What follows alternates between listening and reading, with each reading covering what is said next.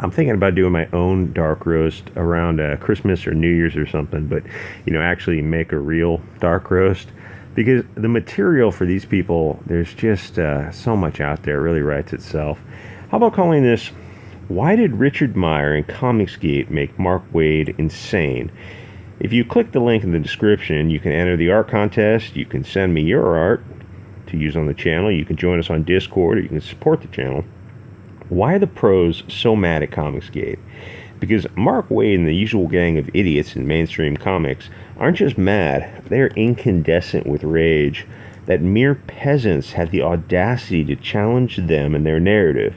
In a way, we're calling them liars and hypocrites.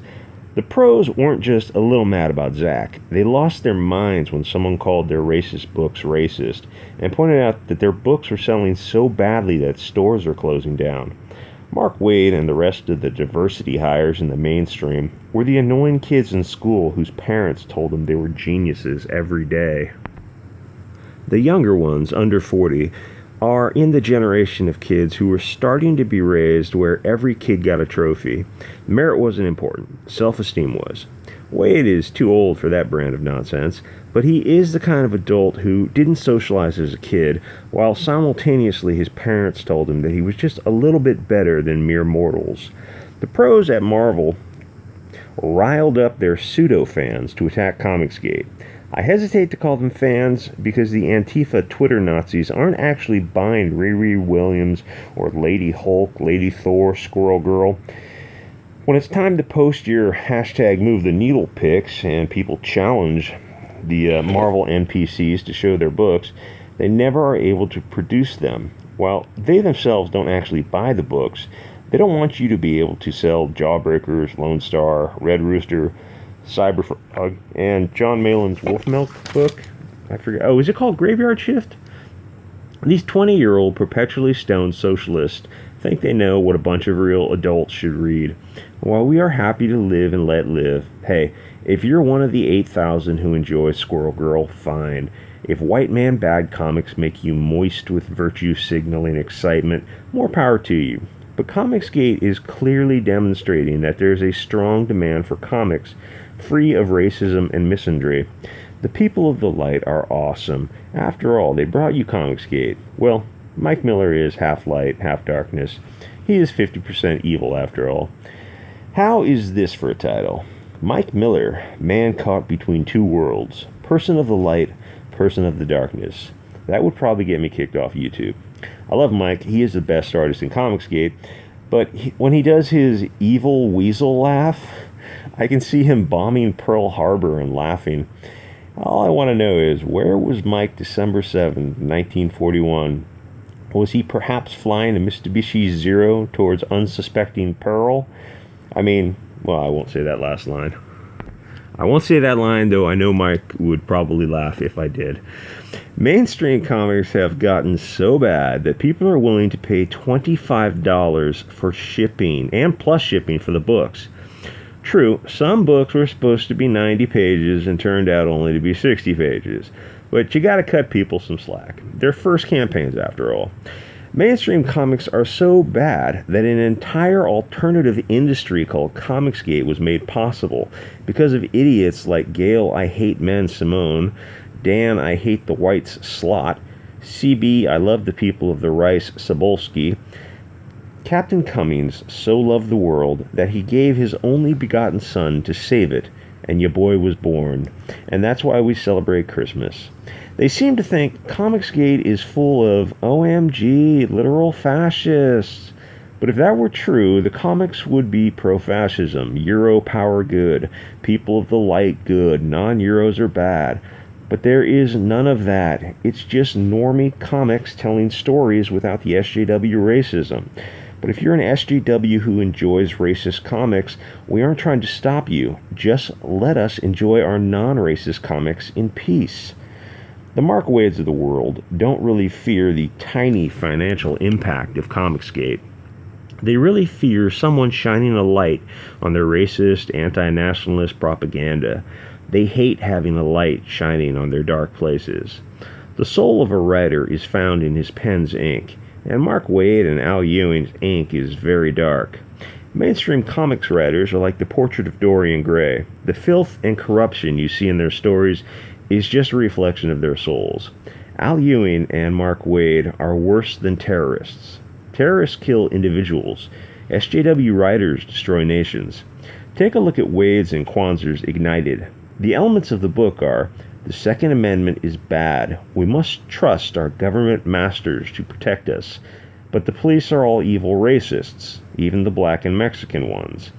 It's funny that the story is set in Arizona, which is basically northern Mexico now. You will see entire high schools that speak only Spanish, yet Waid and Kwanzer make most of the characters blondes from Aryan Central casting. Hey Waid, where are the Jews and Muslims? Why be prejudiced, Waid? I guess in Millionaire Wade's neighborhood, he doesn't have any Mexicans around, except for his maid and gardener. The propagandists thought they could keep publishing their double plus good think white man bad comics with zero pushback. They assumed that the POLs who buy comics, the majority, would continue to buy comics that are racist against them, and that the purse puppy people would get back on the plantation and start buying Riri and Black Panther. But for some reason, those damn brown people won't do what we want. Don't they know that we know what is best for them? These are the people who thought the perfect choice to write Captain America was Ta-Nehisi Coates, government name Brad B-Rad Smith, a guy who hates America and loves Africa. He laughs at the blacks slaughtering the whites in South Africa. He is an out-and-out racist idiot. So of course they hire him because they don't really care about sales, they care about narrative. And that's why they lost their rag when your boy popped up on the radar and said, "Hey, these comics suck a bag of dicks." Finally, the emperor had no clothes and everyone started laughing. They said, "Yeah, these comics are racist garbage. Why are you writing this stuff?" They desperately tried to ignore that line of questioning, because what are they going to say? That we hate the beautiful people of the light and we want you to hate them also? So they panicked and said, "Well, due to the changing demographics of America, thanks globalists, we want comics to learn to become multicultural, just as long as they don't live in our neighborhood." But the multicultural people didn't buy their comics, and stores continued to close.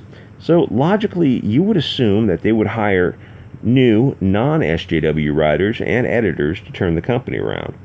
Well, you'd be wrong.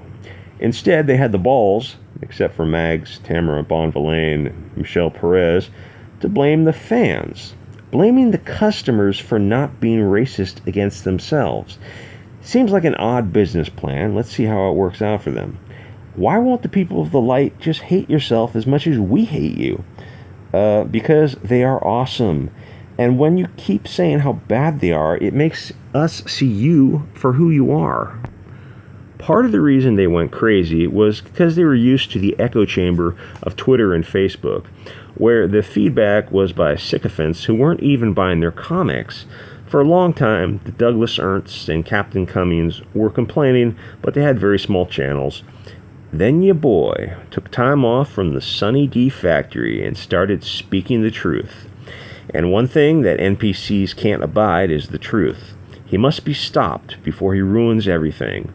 Well, as it turns out, no pansy soy boys can stop Zach. He's a force of nature and a Marine, who happens to be scared of werewolves. So they did what their kind do best. They started the whisper campaign of defamation, except that when you make a claim about someone, you need evidence. Well, he called Mags a man in a dress. Mags is literally a man in a dress. He is a hairy Italian guy who likes wearing women's clothes. It's not an insult. Then they said he was wafist, but never were able to actually point to any examples. We just have to take their word for it. They said that because he wasn't in the industry, he didn't have standing to criticize. So Zach started Splatto Comics and wrote Jawbreakers. Then that degenerate told this veteran, father of three, that he wasn't allowed in the industry. Thus the phone call to Antarctic Press and the tortious interference lawsuit. They seem to have realized that they can't stop Comicsgate. Comicsgate is the new life that was only able to spring forth because Marvel spread so much bullshit. Marvel created Comicsgate like CNN and MSNBC created Trump.